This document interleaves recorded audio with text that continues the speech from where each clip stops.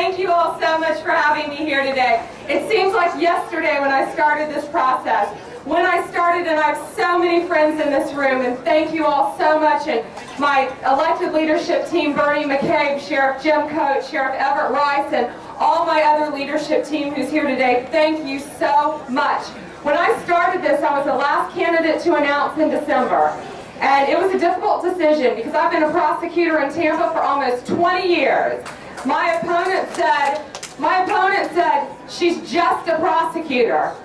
Well, I'm proud to be just a prosecutor. And I'll tell you what, your Attorney General is your chief legal officer, not your chief politician.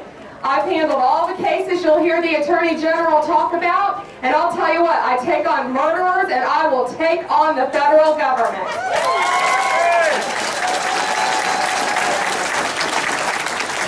That includes the health care legislation. Obviously, it is the most expansive, divisive entitlement program ever created in our country. It ignores decades of legal precedent. I will fight to secure our borders. I will do everything in my power to enforce that law that will be passed in Florida next session.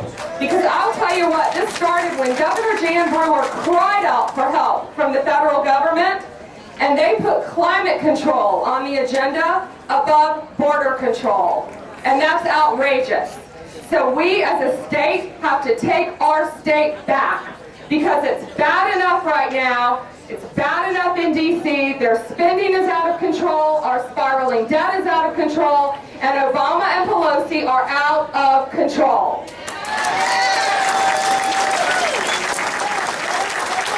As a member of the cabinet, I will apply my conservative principles and values to all that I do, and I will be a good steward of your money and your tax dollars. I will not waste your tax dollars.